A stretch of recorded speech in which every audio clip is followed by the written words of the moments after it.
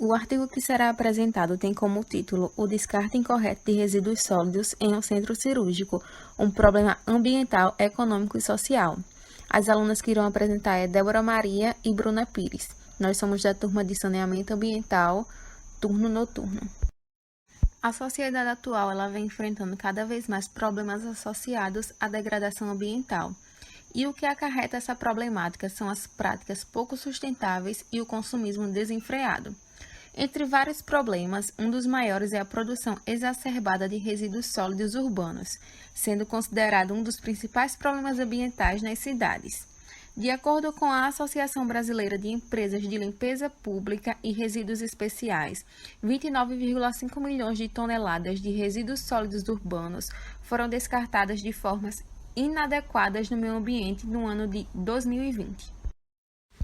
Diante da pandemia da Covid-19, a produção de resíduos sólidos urbanos aumentaram ainda mais em decorrência da utilização de mais embalagens, materiais descartáveis e máscaras, visando minimizar os riscos de contaminação. Os resíduos sólidos de serviços de saúde, eles representam risco à saúde e também ao meio ambiente, caso eles não sejam manejados de forma adequada. Segundo a Conferência das Nações Unidas sobre o Meio Ambiente e Desenvolvimento, a cada ano, 5,2 milhões de pessoas morrem de doenças associadas a resíduos médicos que não são gerenciados adequadamente. Cerca de 75% a 90% dos resíduos produzidos em hospitais podem ser equiparados aos resíduos domiciliares e descartados como os resíduos comuns. Em 2018, no Brasil, foi publicada a Resolução RDC 222, que regulamenta as boas práticas de gerenciamento de resíduos sólidos de serviços de saúde, visando minimizar os riscos à saúde humana e animal inerentes ao gerenciamento de resíduos no país, bem como promover a proteção ao meio ambiente e aos recursos naturais renováveis. Esse projeto teve como objetivo investigar e analisar como foi feito o descarte de resíduos sólidos de serviços de saúde no centro cirúrgico de um hospital de grande porte, observando todo o processo de geração e descarte de resíduos nas salas cirúrgicas, identificando os pontos críticos que dificultam a separação dos resíduos comuns dos infectantes, além de quantificar os gastos financeiros associados ao descarte incorreto. Quanto à metodologia, esse projeto trata-se de uma pesquisa exploratória descritiva de abordagem quantitativa na modalidade de estudo de caso.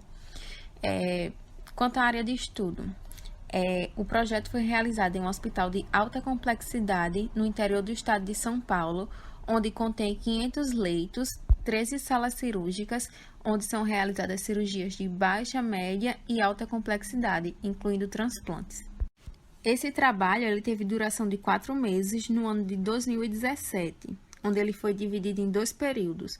O pré-treinamento, que foi realizado nos meses de junho e julho, e o pós-treinamento, que foi realizado nos meses de setembro e outubro. E ele também apresentou 3 etapas, que foi a observação, pesagem e treinamento. Na etapa de observação, como o nome mesmo diz, as observações foram feitas e anotadas em um caderno de campo. Um dos pontos observados foram como cada resíduo infectante ou comum era descartado pela equipe de saúde durante todo o ato da cirurgia. Também observaram quem fazia o descarte, se era um médico cirurgião, médico anestesista, a equipe de enfermagem, enfermeiro, instrumentador, circulante, técnicos ou auxiliares, e em qual lixeira eles descartavam os resíduos, se era na lixeira com saco branco leitoso, infectante ou com saco preto comum. Posteriormente, o observador ele classificava se o descarte estava sendo realizado de forma correta ou incorreta. Para os que foram classificados em descarte incorreto, foram observados seus fatores externos como tamanho da sala, duração da cirurgia, complexidade e disposição de lixeiras poderiam ter influenciado nesse descarte. Como mostra a figura 1, que apresenta um fluxograma das ações associadas ao descarte correto e incorreto de resíduos. A pesagem desses resíduos produzidos em cada procedimento cirúrgico foi realizada por uma equipe de limpeza terceirizada do hospital, e para isso eles usaram uma balança chamada Filizono, modelo STA 15/4. No momento das pesagens, foram anotados os pesos dos resíduos acondicionados nos sanitos pretos e leitosos, a sala e o horário do descarte. E esse procedimento ele foi realizado nos turnos matutino, vespertino e noturno. Quanto aos dados, foram obtidos a quantidade de resíduos infectantes e comuns gerados e descartados nos respectivos sanitos.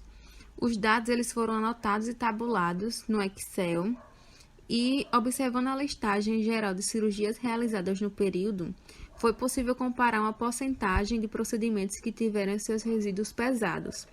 E também foram construídas planilhas com percentuais de gastos com cada tipo de resíduo e os valores pagos por quilograma. E, por fim, a última etapa, que é o treinamento, foi realizado pelo Núcleo de Hospitais Sustentáveis em agosto de 2017. As equipes de profissionais foram divididas em grupos para que os treinamentos acontecessem em dias e horários diferentes. Cada treinamento desse, ele teve duração de 1 hora por grupo e ele foi realizado dentro do próprio centro cirúrgico, antes das cirurgias começarem, com o intuito de facilitar e estimular a participação dos trabalhadores. Durante esse treinamento, foi discutido como fazer a segregação correta de cada grupo de resíduos, sua importância e problemas associados. E, ao fim, foi passado um vídeo produzido pelo grupo de pesquisadores.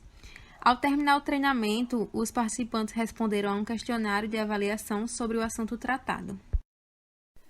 Bom, agora eu vou falar um pouco sobre os resultados obtidos através da pesquisa.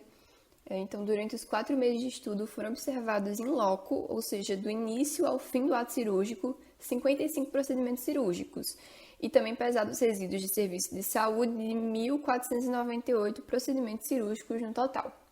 E assim, então, foi possível agrupar os 6 principais fatores que mais influenciaram o comportamento desses profissionais da saúde na hora do descarte incorreto durante as cirurgias, que foram a presença ou não de tampa na lixeira para resíduo comum, o tamanho da sala, a disposição das lixeiras, o tempo da cirurgia, a complexidade da cirurgia e a ausência da lixeira para resíduo comum para a equipe de anestesia.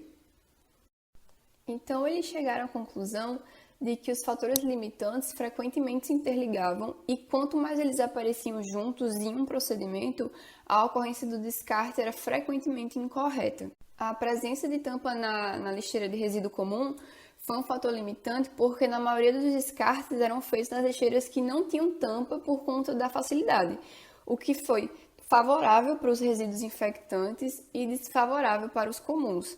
O tamanho da sala e a disposição dos equipamentos também mostrou que se a lixeira ela não tivesse disposta em locais estratégicos e de fácil acesso, o descarte era feito incorretamente.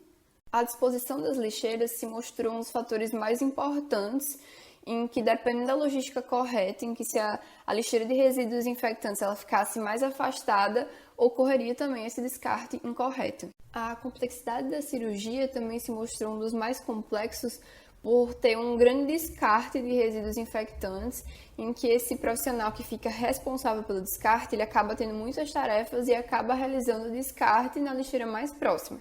E, por fim, a ausência de lixeira para resíduo comum destinada à equipe de anestesiologia, em que os profissionais eles não conseguiam se locomover muito bem dentro da sala e todos os descartes eram feitos na lixeira infectante. E uma ressalta importante dada no artigo é que os resíduos descartados por esses profissionais, as embalagens eram potencialmente recicláveis, em que devia haver uma lixeira específica. Os fatores 1, 2 e 3, ou seja, a presença de tampa na lixeira de resíduo comum, o tamanho da sala e a disposição das lixeiras, elas demonstraram ser as mais limitantes para a realização do descarte correto. E o item 6 da tabela, ou seja, a ausência da lixeira para resíduo comum destinadas aos anestesiologistas, ela foi resolvida com a colocação de lixeiras menores. Os autores relembram também que os hospitais que dispõem de coleta seletiva, eles devem implantar as lixeiras de reciclagem. E uma ação abordada que ajudaria a resolver os problemas seria deixar as lixeiras de resíduo comum sem tampa e mais próximo ao campo cirúrgico nesse período da pré-cirurgia, e após o início da cirurgia, aproximar a lixeira de infectantes e tampar a de resíduos comuns. Foi realizada, então, é a pesagem dos resíduos de serviços de saúde, que foram geradas em 1.498 procedimentos cirúrgicos, em que antes do treinamento 749 procedimentos aconteceram e totalizou 2.778 quilos entre os meses de junho e julho. 90% foram descartados como infectantes e 9,8% como comuns. Já após o treinamento, 749 procedimentos aconteceram, que totalizou 2.718 quilos entre os meses de agosto e setembro, em que 87 foi descartados como infectantes e 13% como comuns. Foi então realizada uma análise sobre os registros de resíduos gerados no hospital no período de 2014 a 2017 e eles foram classificados conforme a Anvisa determina. Então, o grupo dele representou o maior percentual anual médio no período, com 57,5%, contando com o resíduo reciclável. Em seguida, apareceu os resíduos infectantes, o grupo A, com 38%, e o grupo E, com 2%, o grupo B, com 1%, e as peças anatômicas, o grupo A3, representando somente 0,8%. Outra análise feita foi a de investigar dentro das salas cirúrgicas como é que era feito o descarte dos resíduos nas diferentes especialidades, em que os resíduos, na maioria dos procedimentos, eles foram descartados de forma correta, em mais de 50% dos descartes, com exceção da ginecologia, com 74,47% de descartes incorretos, seguido da cirurgia vascular, com 61,76%, e da urologia, com 55,45%.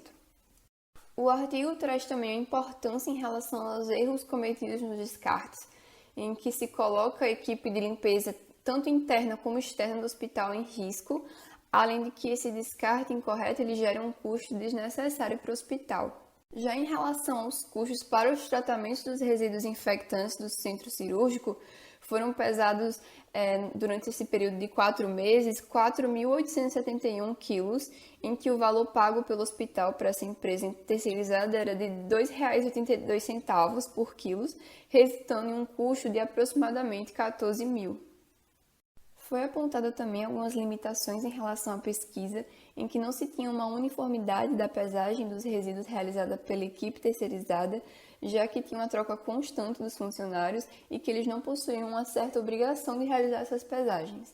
Sendo assim, não foram pesados os resíduos de todas as cirurgias de fato realizadas, em que essas pesagens anotadas para a pesquisa, elas correspondiam apenas a 39% do total de cirurgias registradas naquele período.